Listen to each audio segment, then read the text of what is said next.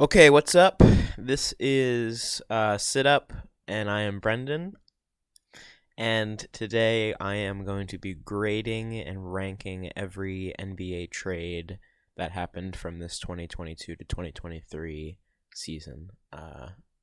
So here we go. Let's get into it. Before we get into it, though,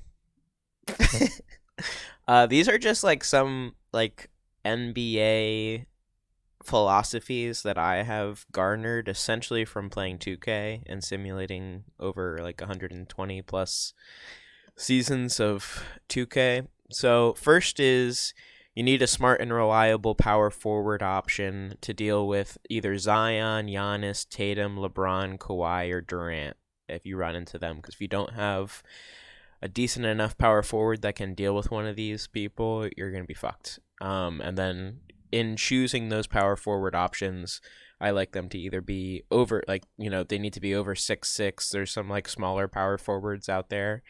And they either need to be a 3-point shooting power forward or a defensive, interior defensive power forward. So the second philosophy is you need at least one 6'10 plus option to try and deal with Embiid or Jokic. If you don't have a tall enough, defensive enough center to try and deal with one of those centers, they're going to fucking torch the shit out of you. And then obviously the more agile the center is, the better. They'll be able to get more done defensively and relocating and all that. Next, you should either acquire players that are either they shoot between 0 to 3. I'm sorry. You need to acquire players that either shoot 0% from 3, as in they don't take 3-point attempts, or they shoot over 35% from 3. Because I see it as players that shoot in that in-between range, between 0 and 35%, every time that they are shooting a 3, you're wasting a possession, which can become crucial. Another philosophy is just do not acquire players that are shorter than 6'1". They're just too much of a defensive liability, don't hold up over time, and long term, it's like the only benefit of having a 6'1" or shorter player is like they just score like fucking crazy. But I don't think that's sustainable given their size and how they wear down. Then the last philosophy is the 3 most important attributes of a player are their 3-point field goal percentage, their defensive skills, and then their overall field goal percentage. And I just feel, just a side point with that is that the mid-range shots I don't really value at all, because again I just don't think that their shots worth taking, because they're more difficult than getting to the basket because you're farther away from the basket. But then also you being in that no man's land just makes it that much easier for defensive players to get to you because you're that much closer to every other defensive player. So with that, let's get into grading these trades. So, and let me just say, so there were like multiple trades, but I'm analyzing this from each team's perspective. So if a trade between 2 teams happens, I'm within this ranking. I'll have at one point the one team's like how I rank how it turned out for that team, and then somewhere else I will have how it turned out for the other team. So in total, there are 44 different trade angles essentially that I'm grading and ranking here. So the first trade that we're grading here, and which is the worst trade, and I have these little titles too for the different different tiers of grades.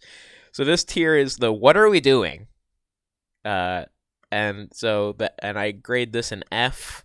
This is from the Hornets. They got Svi Mykhailiuk and 2 second-round picks for Jalen McDaniels and a second-round pick. So they essentially net gained a second-round pick for a young wing. Doesn't really make much sense to me. That's why I'm giving that an F. So this is the next tier. This is the script tier because it seems as though these trades were forced through to to help out teams that the league would want to get better. So This one is from the Magic. I gave this a D minus. They get Patrick Beverley and a second round pick, and they give up Mo Bamba. And the Magic have since waived Patrick Beverley, so they essentially gave up Mo Bamba for a second round pick. So my overall analysis is a 7-foot shooting center should be worth more than 1 second. Beverley does, well, now he doesn't play because he is waived. So next one. This is the next tier. This is the step back. So teams that are getting worse. I have the Wizards. I gave this trade a D. This is they got Kendrick Nunn and 3 second-round picks for Rui Hachimura. This happened like a little bit before the trade deadline. And my analysis of this one is they essentially are setting the market for how much you can get for second-round picks because you essentially just got a 6'8" power forward for 3 second-round picks who can shoot well or decent enough. Next trade, this is also a D. This is from the Hornets again.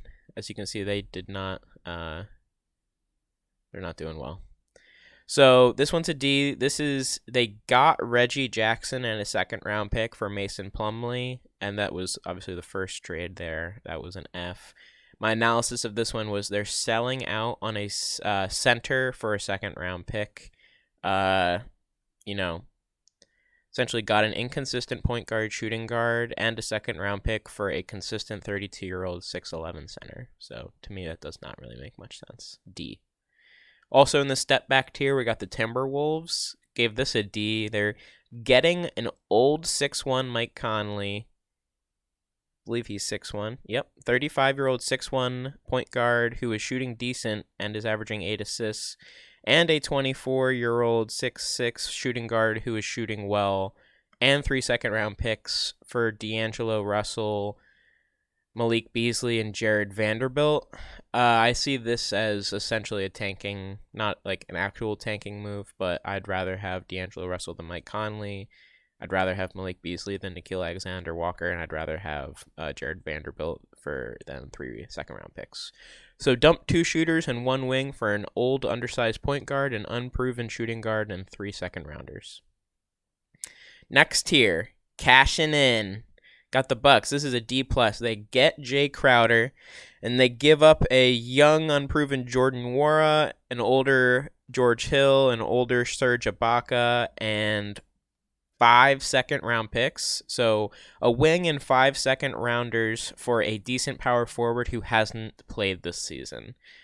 You could see this as a, like, we're going all in for the finals. We're getting Jay Crowder, but I don't know how good of a move that is because he hasn't played this season, and he didn't play well last time he was in the playoffs.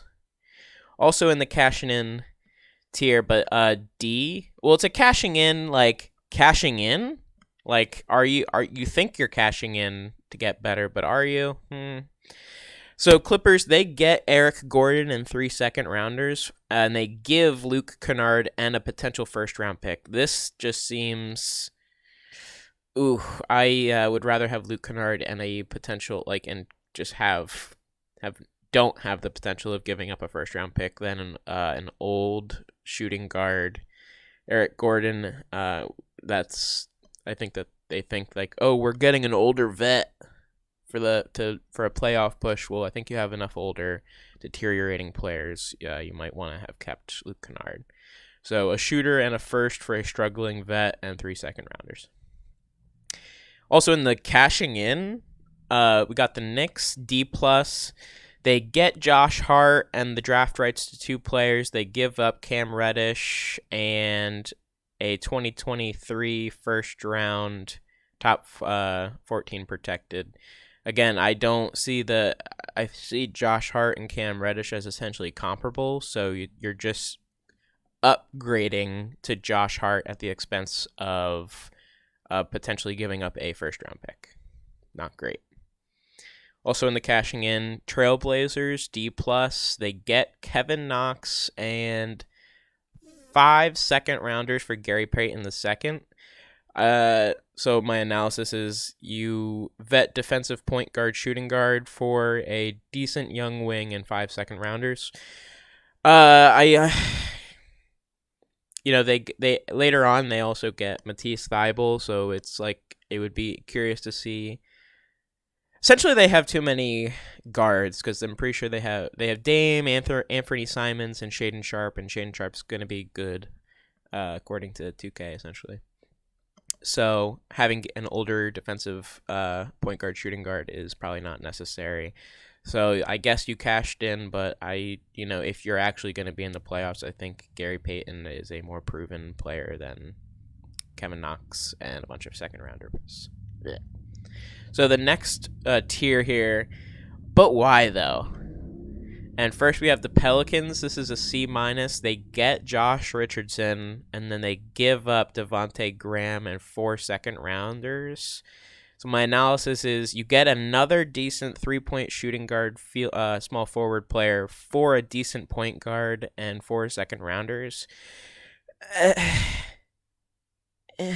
Is Josh Richardson really worth that? Down here, my description, I have got a decent 29-year-old shooting guard, small forward for a slightly younger 6'1" point guard who isn't shooting great. So, it is what it is. But why? But why though? The Heat, C-. They get $110,000 and you give up Dwayne Dedmon and a second round pick. Essentially, my analysis of this is you sold a second rounder for $110,000, and given what people got later on in this analysis for second rounders, it seems like that's pretty cheap of a price to be giving up a second rounder for, considering what, if you stack a couple of those together, you're able to get. Next in the but why though, hey Nets, but why? C-. They get the draft rights to some dude, and they give up Kessler Edwards and $2.58 million. And down here, my analysis and my notes, I have they got the draft rights for a player for a 6'8" second-year small forward who has struggled shooting this year, and money totaling more than the contract. So the Nets are essentially giving up a second-year small forward, and they're giving up the money to pay for that player's contract just for the draft rights to a player. So, I don't know anything about this David Michigneau guy. Maybe he's, amazing, but it seems weird. But why, though, Thunder? C-. They get Justin Jackson and 2 second-round picks for Mike Muscala. I'm a Celtics fan, so I loved this. This is great. So quick breakdown is they gave up a shooting center for 2 second rounders and a dude who doesn't play. So, I guess maybe you think, well, we have Pokusevski and Chet Holmgren when he comes back, so we don't need another shooting center, but it just seems like those are really good players to have. He's with size, he's 6'10", and Justin Jackson doesn't play. So I would rather have a shooting center than a dude that doesn't play in second rounders. But why though, Hawks? C-. You get Garrison Matthews and Bruno Fernando for Justin Holiday, Frank Kaminsky, and 2 second-round picks. My quick analysis of this is you're giving 2 second-rounders to essentially exchange 2 bad players. So, from the other team's perspective in this, it's slightly better because, you're exchanging bad players, but at least you got the second-round picks. So, but why though, Spurs? C-. You get Noah Vonleh and $1.5 million, which I believe is almost totaling his whole salary for the year, and you're giving up a top 54 protected second round pick. So, quick analysis, kinda having so the $1.5 million is almost the entire, I think it's probably close to 3/4 of his salary. So you're kind of having a payer played for and kind of giving up a second round pick because it's just so protected. Sorry, I live next to I'm in a city, streets. I don't have a studio, blah, blah, blah. So C- because, what is Noah Vonleh doing for you? Celtics. This tier is called the positive sounding eh. So I feel like that would sound like eh. So Celtics. C, you get a 2024 second round pick that's protected to top 54, and you're giving up Noah Vonleh and paying for 3/4 of his salary. At least you maybe get a last second rounder. Yeah, maybe you get one of those. Maybe you get either the 55th, 6th, 7th, 8th, or 9th, or 60th pick in the 2024 second round. Not much to say here. It's just kind of like maybe you get a pick. Maybe you get a second rounder for a guy who doesn't play.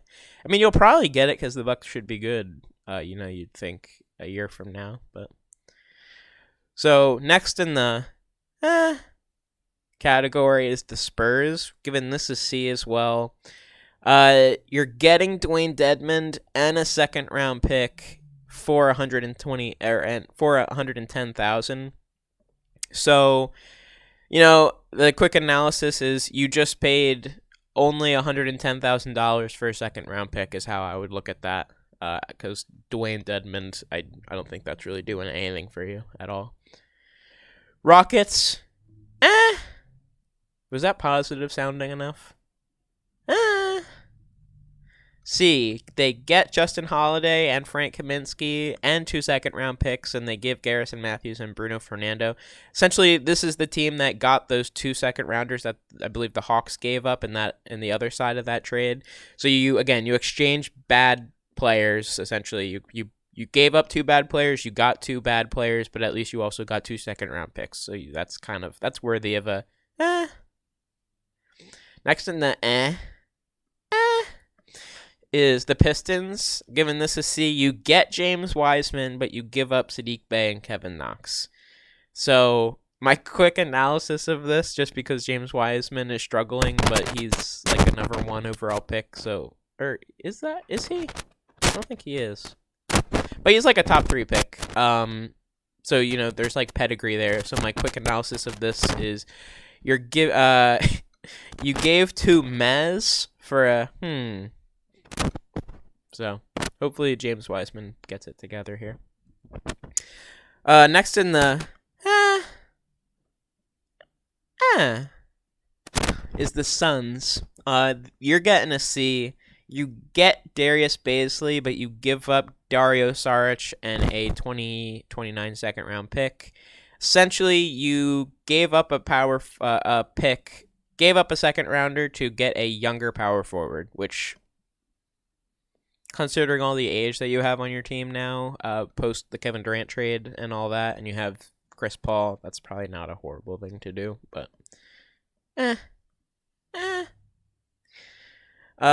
next in the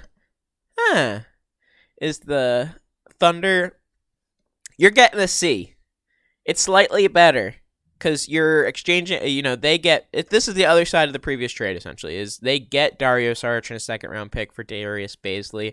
And the deeper analysis here at the bottom, the quick breakdown is you just got an older power forward and a second round pick. So it's like you're being rewarded for potentially tanking because you think the Thunder are probably not trying to do great this season. They're at the bottom of the rankings in the West. So get an older player with less potential, and you get a second round pick. That's kind of an overall good if that's what you're trying to do. Now, this tier is the why not?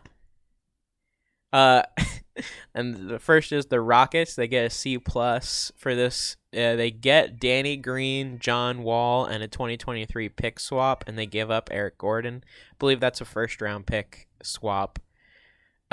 So why not get players and picks to tank? Pretty much, why not? I mean, Danny Green and John Wall are That's a negative sounding and a 2023 pick swap. All you got to give up is, an older vet who is probably wants to go to a team and play for something serious. Why not, Kings? They are getting a C plus for this. They get Kessler Edwards and 2.58 million. Mariel. And they give up the draft rights to Mission U. So why not get a free wing, essentially? Why not get a wing paid for and just give up the draft rights to a player? Why not? Why not, Nuggets? They get a C plus for getting Thomas Bryant and giving up Bones Highland, Davon Reed, and a 2024 second round pick. Why not get a serviceable big, essentially? Why not? Get a backup for Jokic. You give up. I mean, Bones is kind of like an interesting player, but other than Bones, why not get a serviceable big?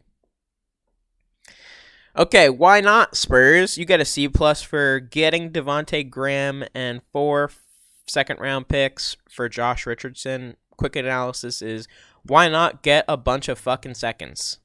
Why not? Why not? As we'll soon see, you're going to be able to get serious shit for second-round picks, so why not just exchange? I mean, you're a tanking team. Why not exchange players, except you also get 4 second-rounders?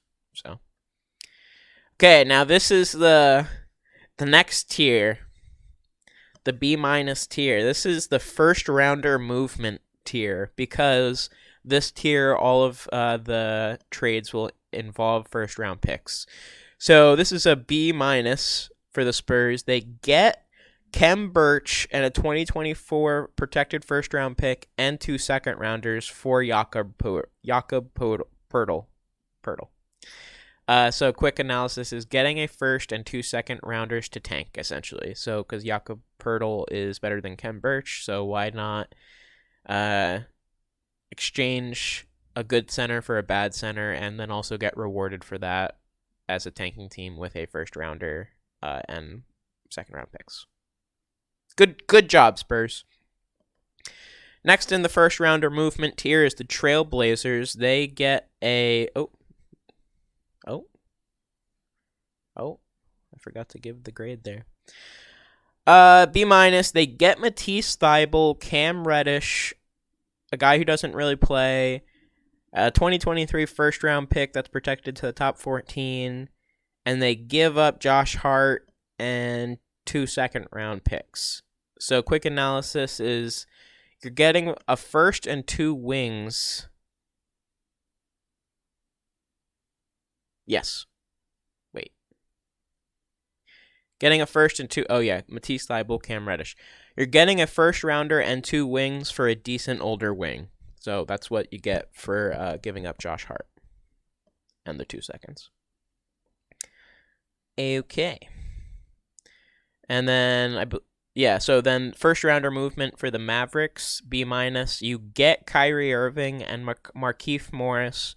You give up Spencer Dinwiddie, Dorian Finney-Smith, and 2029 first round pick, 2027 and 29 second round pick.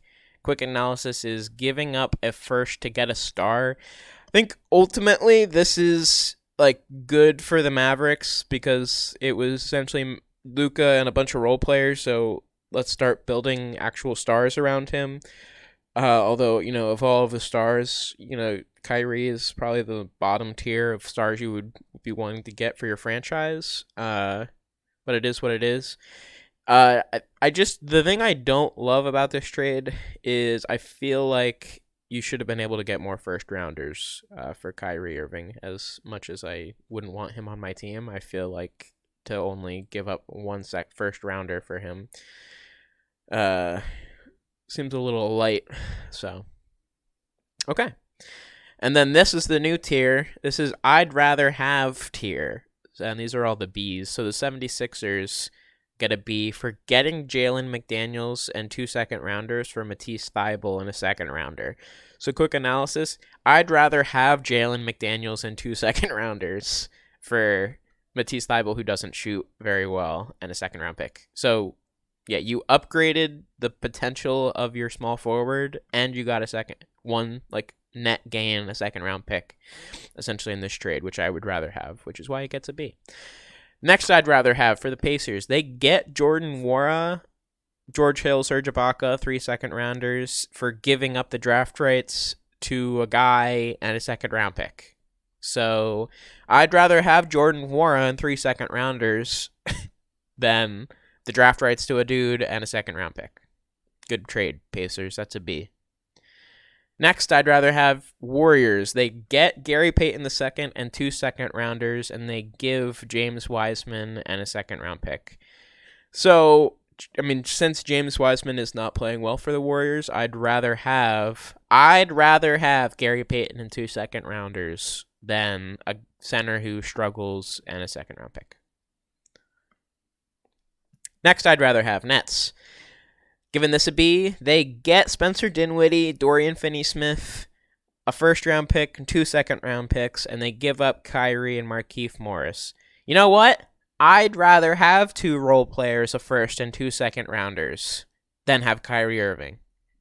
Hell yeah. Next tier. This is the upgrade tier. So Lakers, B+, they get Mo Bamba, Devon Reed, and 2 second-rounders, and they give up Thomas Bryant and Patrick Beverley. So, quick analysis is I would rather have Bamba. Oh wait, that's the last title. Bamba is greater than Bryant. That's the quick analysis. There's at least more potential, and he can shoot the 3 more decent. I mean, more detailed notes down here. Getting a 24-year-old 7-foot center Mo Bamba who was shooting well, 50% from the field, 40% from 3, and a struggling 27-year-old shooting guard, and 2 second-rounders for a decent 6'10 center, and Patrick Beverley who's shooting 40% from the field, 35% from 3.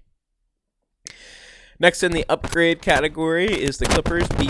You get Mason Plumlee, you give Reggie Jackson, and a second-round pick. Quick analysis is Plumlee is better than Reggie Jackson.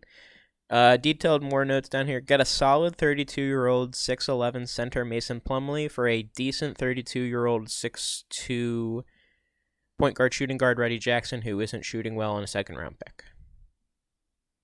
Celtics. Next in the upgrade category.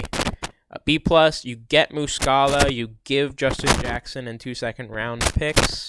Quick analysis is Muscala is better than Justin Jackson. Justin Jackson doesn't play. Muscala is a shooting 6'10 center. That's an upgrade. And then next in the upgrade category, this is the last one in the upgrade category for the Raptors here. B+, they get Jakob Poeltl. Just rolls off the tongue. And you give up Khem Birch, a protected first-round pick, and 2 second-rounders. Quick analysis, Poeltl is better than Birch. And the details down here. Got a better center that changes the height distribution on your team and potentially allows for a Van Fleet, Anunoby, Barnes, Siakam, Poeltl lineup. Or simply a backup center if you still stick with Siakam at the center position. This is just a personal preference. I wouldn't want Siakam at the center position. I would rather have him at power forward, but this is now they're running into the situation where they have too many people at the same size, because now if you start Poeltl at center, you bump Siakam to power forward. Now it's like, oh wait, what are we doing with Scotty Barnes here? I guess you move him to small forward, but then if you move him to small forward, you're like, oh wait, we have Anunoby. Are we bumping Anunoby to shooting guard, or like you're gonna have to sit someone in that? If you're starting Poeltl, you're gonna be in a situation where you're essentially benching Anunoby or Scotty Barnes, which I guess you'd be benching Scotty Barnes in that situation, so that your starting lineup would be Van Vliet, Gary Trent Jr., Anunoby, Siakam, and Poeltl, with Scotty Barnes coming off the bench, but it just seems unrealistic that they would bench Scotty Barnes. But anyway, back to this trade. Poeltl's better than Birch, so that's and I think giving up the first for Poeltl is maybe a little much, but like he's a good dude to get. I would have wanted him on the Celtics. I just don't know if we would have had a first round pick to give up, or like if he's worth giving up the first round pick for our situation. on the Celtics. Okay, next tier. Hell yeah, I want. So the Clippers A-. They get Bones Highland for 2 second-round picks. So hell yeah, I want Bones Highland for 2 second-round picks. And Bones Highland is 22 years old. He's 6'3", point guard, shooting guard, who's shooting well, 40% from the field, 38% from three. So that's a good trade. Hell yeah, I want Bones Highland for nothing, essentially. Hell yeah, I want for the Grizzlies. They get Luke Kennard. They give up 3 second-round picks. So hell yeah, I want Luke Kennard. And I have this one ranked above Bones just because I think Luke Kennard's a little bit more established. I think he shoots it better. Luke Kennard shooting 46% from the field and 45% from three. Yeah, hell yeah, I want Luke Kennard for essentially free. Next on the hell yeah I want is the Lakers. A-. They get Rui Hachimura. They give up Kendrick Nunn and 3 second-rounders. Hell yeah, I want Rui Hachimura. The further breakdown is trade a point guard, shooting guard who can't shoot, and 3 second-rounders for a younger power forward who can shoot better. Rui is a fourth-year player who has averaged 27.7 minutes a game. And yeah, so I'd rather have, hell yeah, I want Rui Hachimura for free, essentially. And then next on the hell yeah I want is also the Lakers. They get an A-. They get D'Angelo Russell, Malik Beasley, Jared Vanderbilt. They give Russell Westbrook, Damian Jones, Juan Toscano Anderson, a first-round pick, top 4 protected, and a second-round pick. And the quick breakdown for this is, hell yeah, I want to get rid of Russell Westbrook. Yeah, I mean, Damian Jones and Juan Toscano Anderson are essentially zeros, I would say. And you have to include the first-round pick in order to get rid of Russell Westbrook, essentially. So in order to be able to get D'Angelo Russell, who is shooting well, he is 47% from the field, 39% from three, and is not Russell Westbrook. You get a 26-year-old 6'4" shooting guard role player who can shoot. He's 40% from the field, 36% from three, and a decent 23-year-old 6'9" power forward with good field goal percentage. He's doing 56% from the field. So yeah, that's a pretty good trade. A-. A- Lakers. Next tier, this is the mwahaha tier. Essentially because I think it is, you're being able to accomplish a lot more than what's being seen here. So first in the mwahaha tier is the Jazz. You're getting an A for getting Russell Westbrook, Damian Jones, Juan Toscano Anderson, and a first-round protected, top 4 protected pick in 2027. You gave up Mike Conley, Nickeil Alexander-Walker, and 2 second-rounders. So you just got paid. Mwahaha. You just got paid a first-round pick to tank with Russell Westbrook. That's pretty fucking dope. And you got off of Mike Conley, who's a old 6'1". I don't know if I have his height here. I think he's 6'1", undersized point guard, older. Don't want that. Get off of that. Let's get an expiring Russell Westbrook contract. Let's make sure that we tank the rest of the season. And let's get a first to do it. Mwahaha.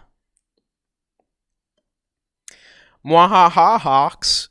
You get an A. You get a Sadiq Bey for 5 second-rounders. So quick analysis is mwahaha. You get Bey for 5 second-rounders.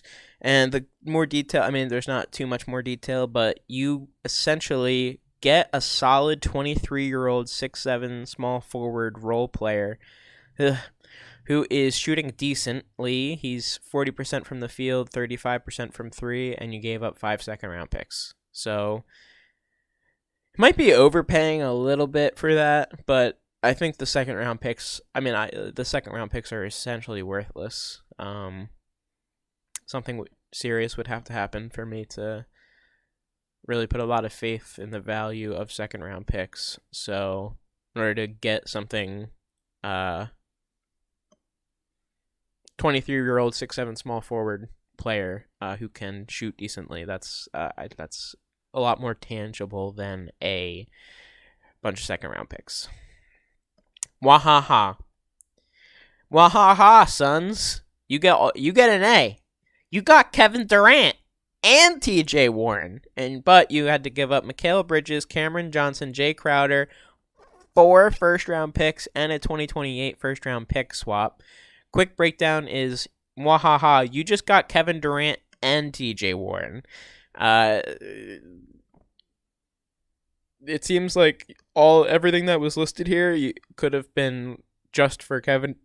Excuse me. Seems like everything here you could have done just for Kevin Durant, but I guess they had to throw in TJ Warren for like salary reasons and all that. But let me read this because this is a big trade. I mean, let's read the breakdown here. Traded 4 first rounders and a blah blah blah. Traded 4 first rounders and a first round pick swap for an injured KD and TJ Warren, who is having trouble shooting from 3.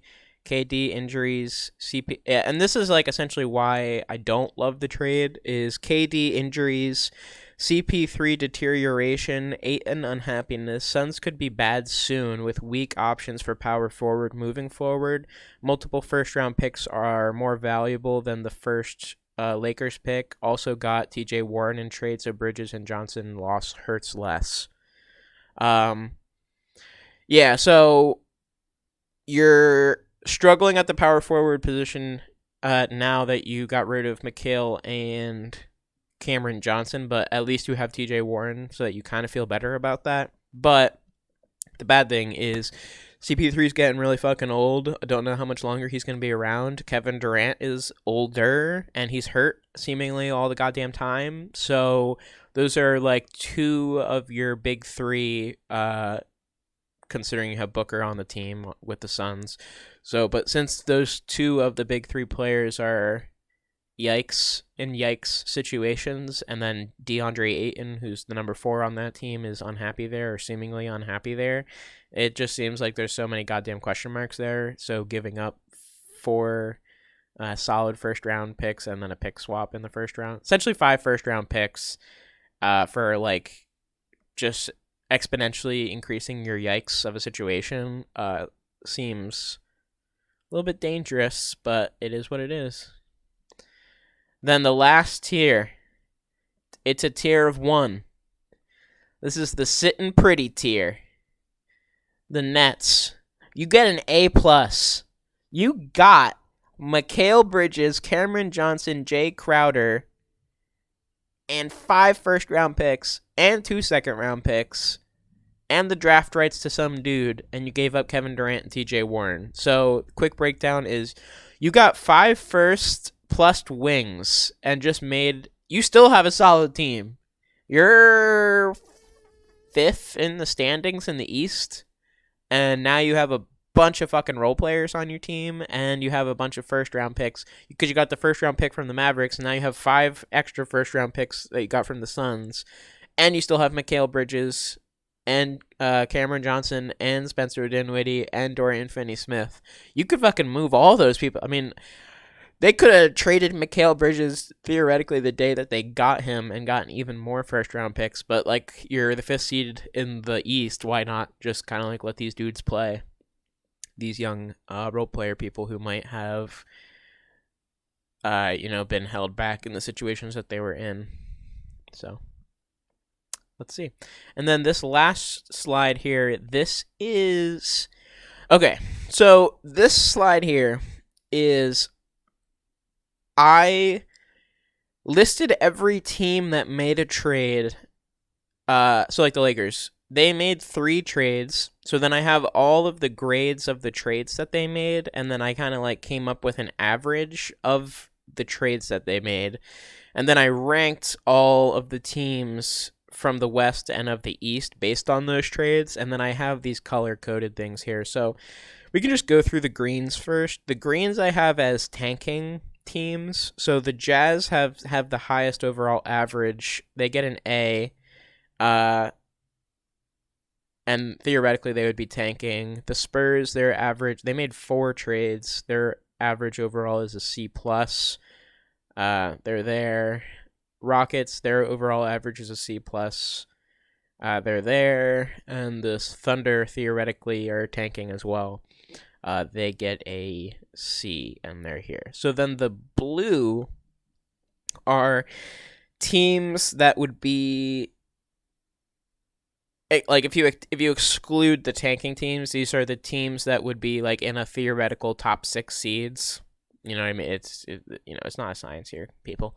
So Grizzlies top 6, we have A minus. Lakers, they had 3 trades, A minus average. Suns, 2 trades, B average. Warriors, B average with 1 trade. Mavericks, B minus with their 1 trade, and then the Clippers, they had 3 trades, average C plus. They're there, and then these are the teams that are on the outside looking in of the top 6 trades. I mean, obviously the Nuggets are the number 1 seed in the West right now, so they're like actually in the top 6, but this is just like in the top 6 of the trades. And then now these yellow are the top. This would be the 7, 8, 9, 10. So Nuggets, they made 1 trade, C plus average. Kings, 1 trade, C plus. And then Trailblazers, 2 trade, C average. And the Pelicans, 1 trade, C minus average. And then this is like just no man's land. You're not tanking necessarily. You're not in the top 6 of trades. And you're not in the 7 through 10 of trades. So, yeah. And Timberwolves, they got a D. They're in no man's land. And then in the East, the only tanking teams over here, we have the Pacers, theoretically. They had 1 trade that was a B. Pistons, theoretically tanking, 1 trade that was a C. Magic, theoretically tanking, D minus. And then Hornets, they had 2 trades. Average was a D minus. So then the top 6 of the trades in the East were Nets, 3 trades, B plus. Raptors, 1 trade, B minus. Hawks, 2 trades, average B. Celtics, 2 trades, average B. 76ers, 1 trade for a B. And Heat, 1 trade for a C minus. And then rounding out the top 10, which there aren't even enough trades that happened on the East side, so it's actually the 7 through 9. Knicks, D plus. Bucks, D plus. And Wizards are a D. Okay. I don't know if that was really valuable or not, but that's essentially just me ranking each conference's trades averages. Okay. Last, conclusion. The teams that traded. Every single Western Conference team made a trade. The West is so bunched, every team likely thinks that they could make a move to get better, to contend it, and make it into the playoffs. Or make a move to solidify that they're tanking, or trying to move down the standings. And then all East teams traded except for 2 teams. The Bulls didn't make a trade, and my philosophy behind why they probably didn't make a trade is they've beaten the top 3 teams in the East a few times. So the Bulls have beaten the Celtics twice, they've beaten the Bucks twice, and they've beaten the Sixers. They have not beaten the Cavaliers, but they probably believe that they can contend in the playoffs if they can make it to the playoffs. They're currently 1 game out of the 10th seed, so they probably believe, hey, we might be able to actually do well in the playoffs because we've beaten the top 3 seeds in the East so far, except for the Sixers multiple times. And then the other reason why they probably didn't make a trade is because their only trade assets are LaVine and Caruso. I guess they didn't want to get rid of LaVine, and personally, I think that Caruso is overrated.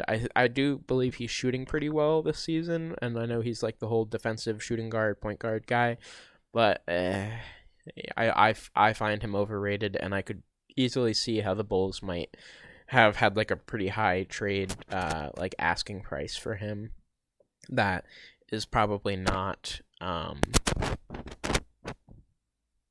worth it. I mean, I'd rather have Pirtle than Caruso. So, like, I feel like Caruso's in that zone where I wouldn't give up a first round pick for Caruso, but I would probably want like 6 second rounders for Caruso, I guess, considering that Bay, I believe, got 5.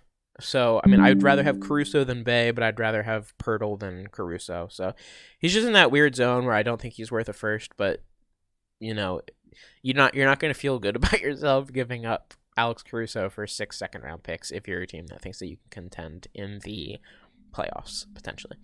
Okay, the other team that did not make a trade is the Cavaliers. Their team is goddamn solid as hell, other than the small forward position.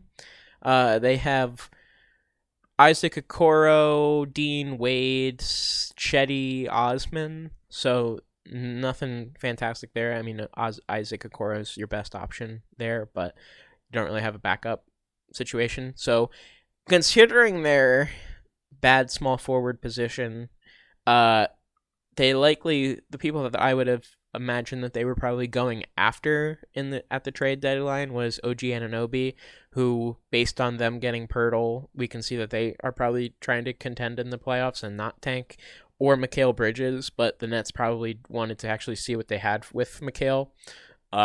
Also considering that they are up there in the standings, like I said, they're number 5, so they're right behind the Cavs. So why make the Cavs better when you're close enough to the Cavs as it is, and you're even out of the play at the moment. So, also, if you were to trade for OG or Mikal, you probably would have needed to give up a first round pick, and you don't really have any first round picks because you traded all of them to get Donovan Mitchell. So, and you'd probably rather have made that you're not looking back at that Donovan Mitchell trade like, fuck, we shouldn't have traded for Donovan Mitchell, so we would have had first round picks to trade for Mikal Bridges or OG Anunoby. I think you're happy having Donovan Mitchell. It's just as unfortunate there weren't any great options at small forward that you could make a move for. Again, you don't really have the first round picks to make a serious move, but yeah, so